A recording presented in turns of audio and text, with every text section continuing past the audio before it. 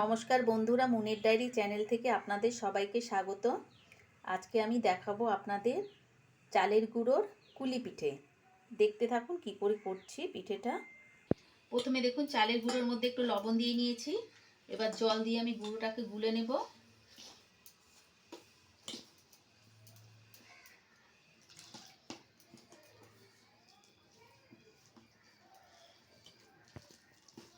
জল দিয়ে একটু পাতলা করে গুলে নেব, খুব একটা পাতলা নয়।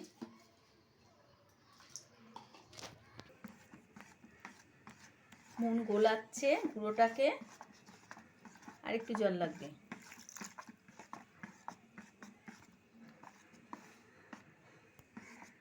দানা দানা যেন না থাকে, ভালো করে গুলিয়ে নাও, ভালো করে গোলাও যেন দানা দানা না থাকে। এই এরকম করে গুলে নিতে হবে। গোলানো হয়ে গেছে। কড়াই বসিয়ে দিয়েছি, বা কড়াইয়ে একটুখানি সাদা তেল দিলাম। সাদা তেলটা ভালো করে লাগিয়ে নিতে হবে।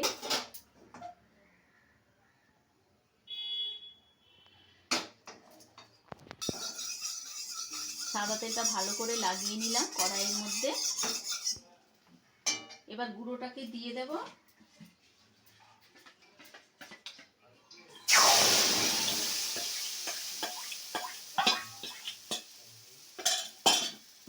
এবার গোলাটাকে নেড়ে নেড়ে একটা ডো বানাতে হবে, যেটা হবে রুটি করার আটা মাখা যেমন হয় সেরকম একটা ডো বানিয়ে নিতে হবে।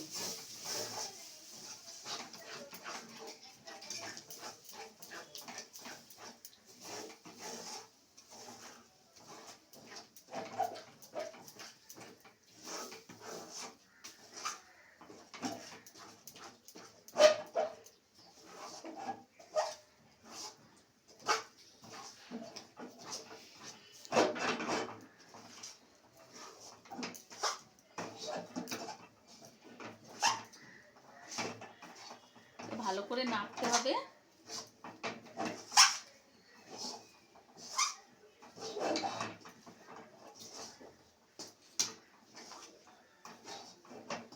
এই পিঠাটাকে আমরা কুলি পিঠা বলি, কিন্তু আরো সবাই কি বলে, এক একজনে এক এক রকম বলে। আপনারা কি বলেন বন্ধুরা জানি না, কিন্তু আমরা এটাকে কুলি পিঠা বলি। আমি বানিয়ে দেখাচ্ছি, দেখলে বুঝবেন।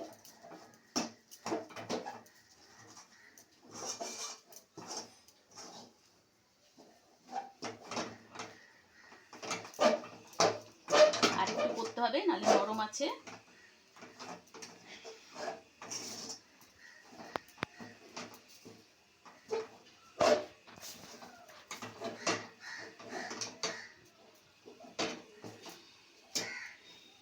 হয়ে গেছে বন্ধুরা।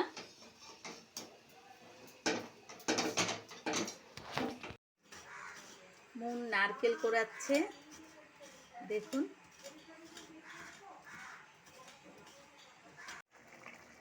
নারকেল কোড়ানো হয়ে গেছে বন্ধুরা। এবার নারকেলটা দেখুন কড়াইয়ের মধ্যে দিয়ে দিয়েছি, তাতে দিয়ে দিয়েছি চিনি। এবার নারকেলের পুরটা তৈরি করে নিচ্ছি। নারকেলের পুরটার মধ্যে একটুখানি ময়দা দিয়ে দিলাম। আপনারা চাইলে চালের গুঁড়ো দিতে পারেন, যাতে ছাড়া ছাড়া না হয়। নারকেলটা তো এমনিতেই একটুখানি অন্যরকম জিনিস, যাতে এটা একটু আঠা আঠা হয়, সেই জন্য দিতে হবে। আপনারা চাইলে চালের গুঁড়ো দিতে পারেন।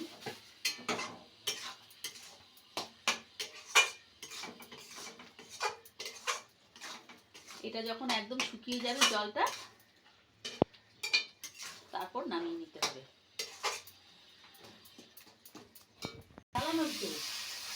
ঠিক আছে, হয়ে গেছে বন্ধুরা। এবার নামিয়ে নিচ্ছি। নারকেলের পুরটা তৈরি হয়ে গেছে বন্ধুরা, দেখুন। এইভাবে নামিয়ে নিতে হবে। দেখুন বন্ধুরা, ডোটা তৈরি হয়ে গেছে, কি সুন্দর হয়েছে, পুরো একদম ময়দা বা আটা মাখলে যেমন কি সুন্দর হয়েছে। এবার এটাকে আমি একটুখানি ঢেকে রেখে দেবো।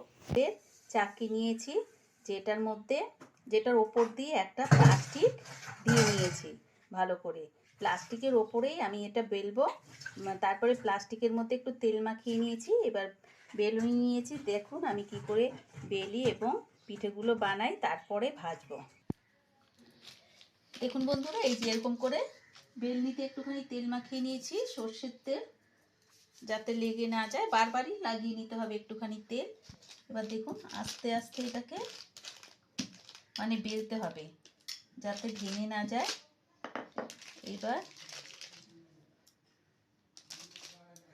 এবার আমি যে নারকেলের পুরটা বানিয়েছিলাম সেটা আমি দিয়ে দেব।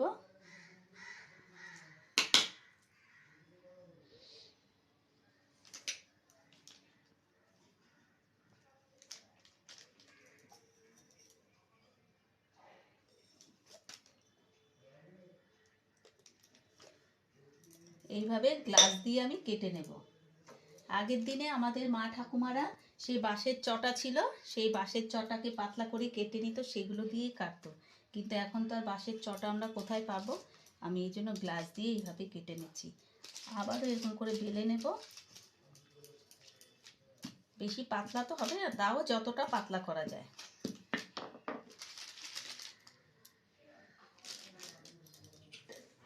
আবার আমি নারকেলের পুরটা দিয়ে দেব অল্প অল্প করে।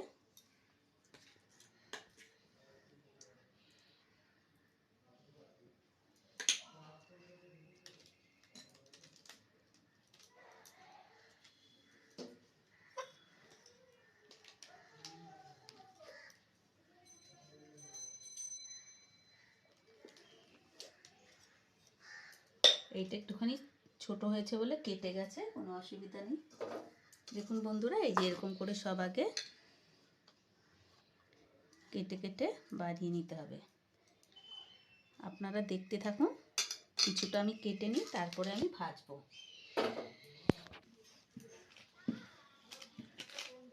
তো আস্তে আস্তে বেলতে হবে।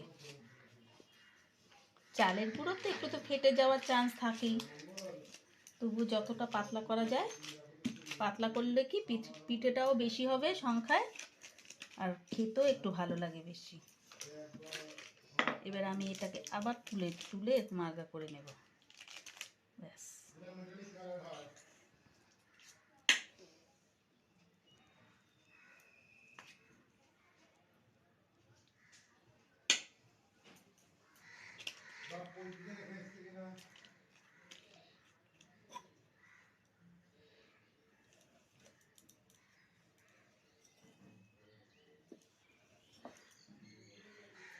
আবার দুটো হয়ে গেল।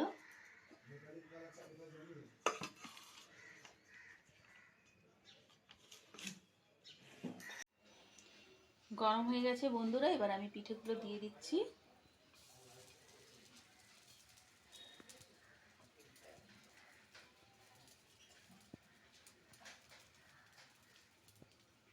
এই কটা করেই ভাজবো।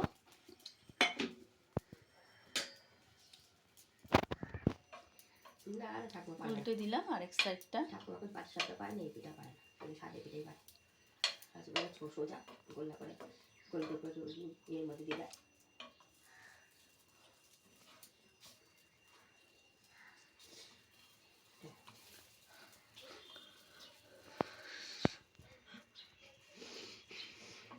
একটু কম আঁচ দিয়ে ভাজতে হবে।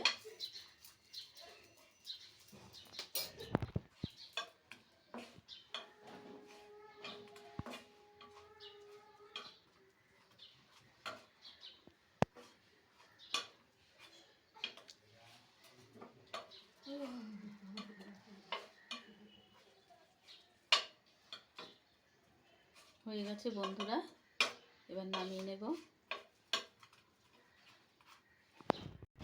আবার দিয়ে দিয়েছি, আবার এক সাইড হলে উল্টে দেব। এক সাইড হয়ে গেছে, উল্টে দিয়েছি বন্ধুরা।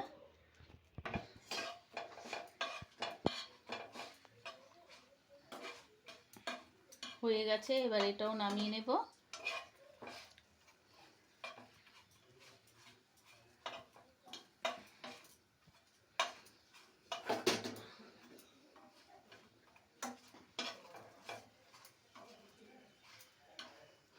নামিয়ে নিচ্ছি বন্ধুরা। দেখুন আমার এতটা ভাজা হয়ে গেছে।